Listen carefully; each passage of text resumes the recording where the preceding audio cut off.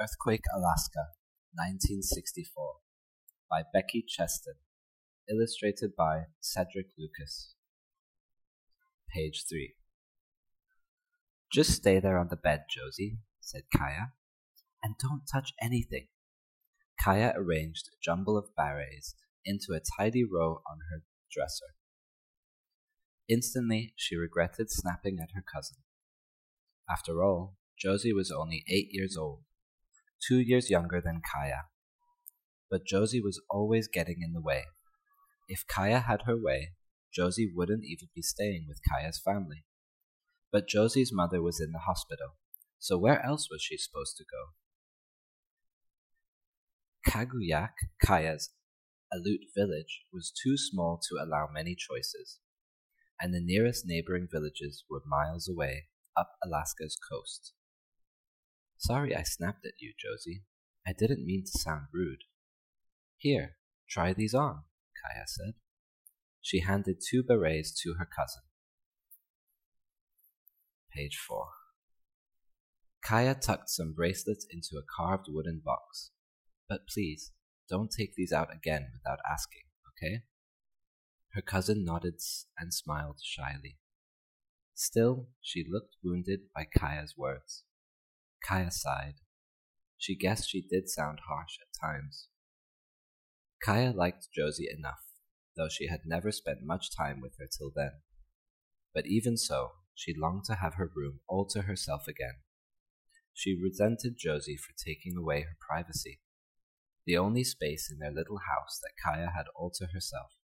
It seemed that Josie was always poking around in her jewelry box, reading her private diary, or stretching out her new shoes with her big, ugly feet. Kaya tried to like Josie, but they were so different. Kaya preferred to be alone with her possessions, the oval mirror, the special journal, her beads and bangles. She held them in her hand and knew their shape. Kaya took a soft silk cloth and polished her 2 favorite bracelets. She set them neatly in place and felt like the world was in order. Kaya sat on the edge of her bed, with the bracelets in her hands. Lost in her thoughts, she didn't feel the house begin to tremble beneath her. Page 5. Look at the mirror, said Josie suddenly, pointing toward the bureau. What's happening? Kaya turned to see her mirror swing sideways and jingle against the wall.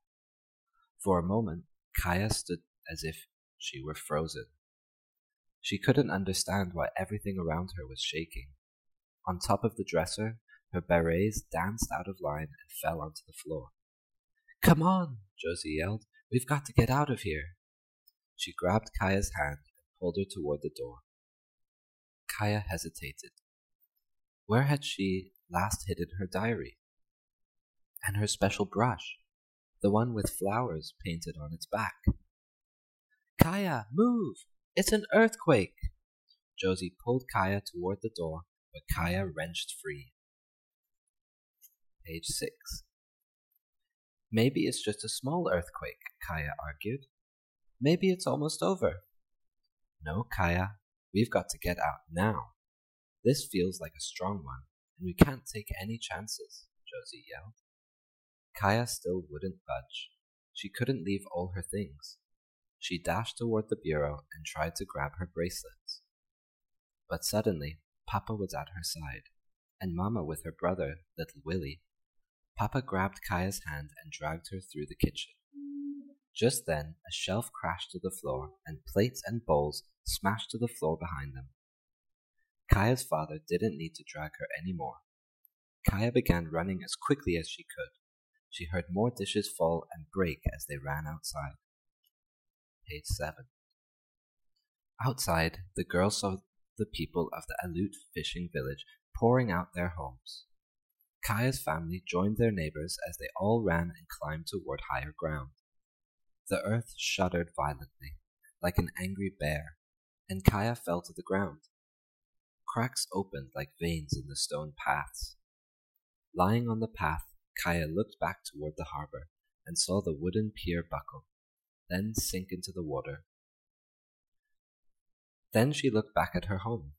Like most of the other houses in Kaguyak, Alaska, it looked small and helpless. From where she lay, it was hard to tell how much the houses were moving or how much they were damaged.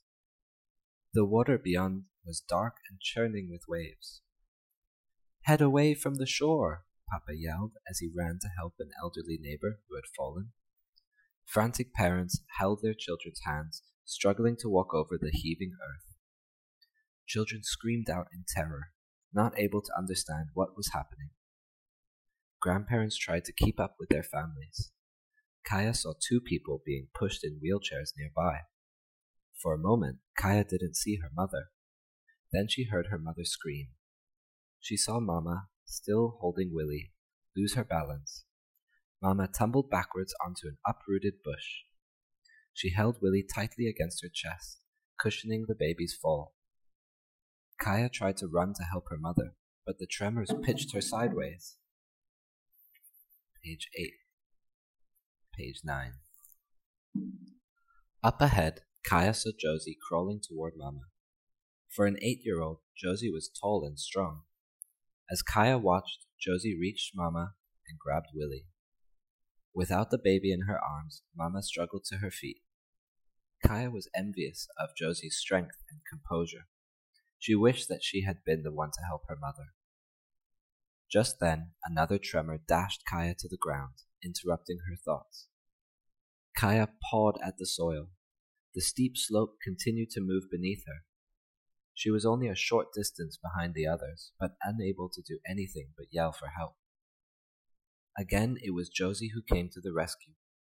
Mother and Willie were with Kaya's father, so Josie had turned back to make sure Kaya was all right. "Grab on!" Josie cried.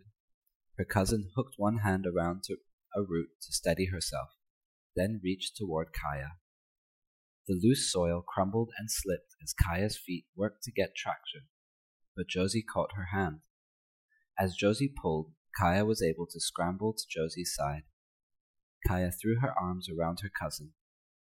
Kaya had never hugged Josie before, but this time she embraced her fiercely. Josie held Kaya tight. Both girls were shaking. "We're gonna be okay," Josie whispered in Kaya's ear. Page 10.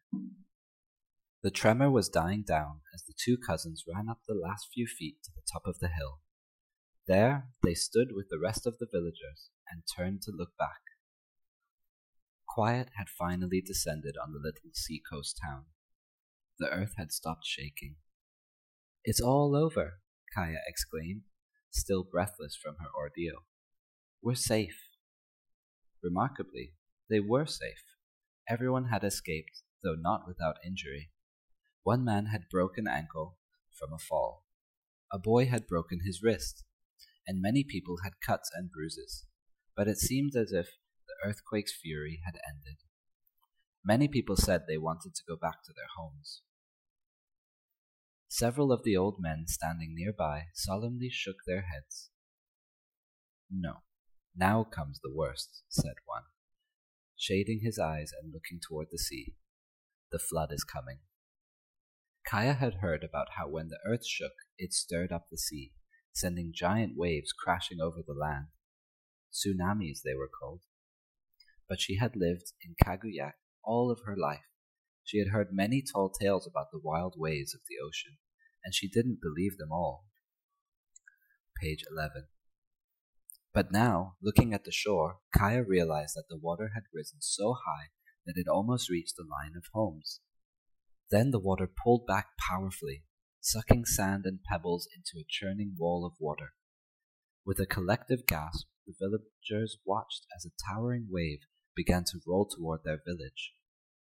The waves smashed into the houses closest to the shore before sweeping back seaward. Seawater poured from the houses, flowing from shattered doorways and broken windows. Slowly the water once again built into a huge wave. Again it rolled toward shore, crashing into the village. Darkness had fallen by now, but Kaya could see that most of the homes were still standing. She could only imagine how wet and soggy they were inside. Kaya shivered, and Josie stretched her sweater over both their shoulders. Maybe it's over, Kaya said to her cousin. I want to go home. Me too, said Josie. Then Kaya heard a soft sobbing. It was from Josie. I want my family, she said quietly. Then it was Kaya's turn to help Josie.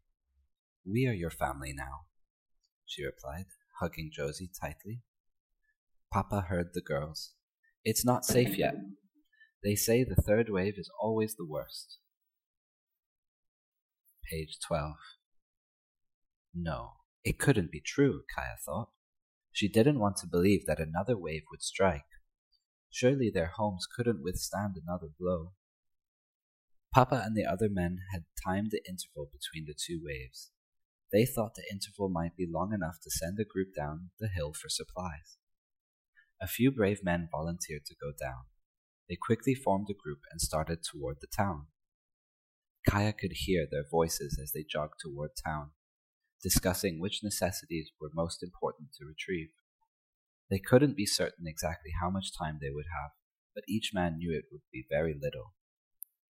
They would surely have no more than 15 minutes, perhaps much less. Kaya's father was among those who would be going. I could ask him to look for some of my most precious things, Kaya thought. The jewelry had probably been lost, but perhaps my diary. She had tucked it in her top drawer, all her thoughts and songs and stories. Kaya could never replace those words. Just before her father and a few other men left, she called out, Papa, get my journal if you can. It's in the top drawer of my bureau. She wasn't sure if her father heard her. The men hurried off, while the villagers sat on the ground, waiting and listening to the heavy sounds of the ocean. Then came a terrible quiet. One by one, the people stood and peered down the slope. Page 13. Wrapped in the sweater, Kaya and Josie joined them, moving as one. A cloud peeled away from the moon. In the light, they saw the third wave. It sped toward the village at an amazing speed. As it came closer, it seemed to grow taller and steeper. Kaya gasped as she watched it. It must be 30 feet tall, higher than most of the buildings in town. Page 14. Papa's not back, Kaya screamed. We have to do something. Papa! Other people yelled and cried too. Helplessly, they watched the monster wave roll in. Then the wall of water crashed over their village. Kaya buried her face in Josie's shoulder. She had never thought it was possible to lose her father.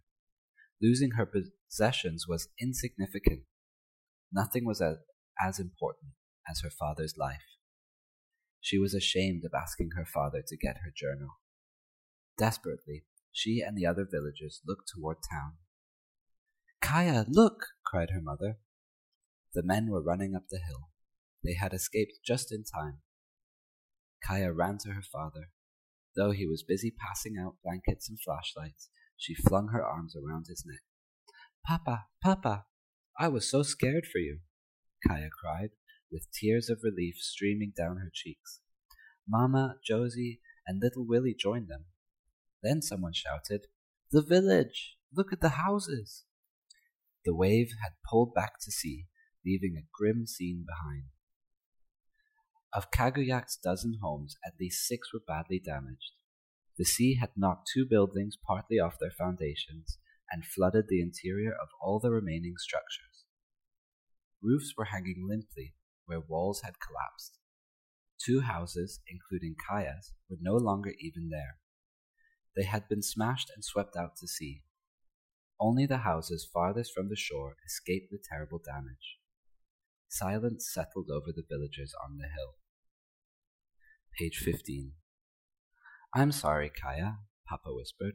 I couldn't get your diary. Kaya shook her head. How could her things have seemed so important to her just minutes ago? She could replace them all, and the words. They were in her heart. Page 16. In the chilly darkness, the villagers stood in shock for a long time. Almost everyone was quiet, except for a crying baby. Slowly, though, people set about the task necessary to make everyone as comfortable as possible. The men distributed the small amount of food they had carried from the town. Some people were handing out the blankets that had been saved. "The waves hit all along the coast," said one man, kneeling by a radio, "but it sounds like help is on its way." On the hillside, the villagers clustered in family groups and comforted one another. Because of danger from the aftershocks, it would not be safe to return to their homes, or what was left of them. Kaya thought about all that had happened and pressed closer to her father. Despite losing almost everything, she knew she still had what she needed most. The end.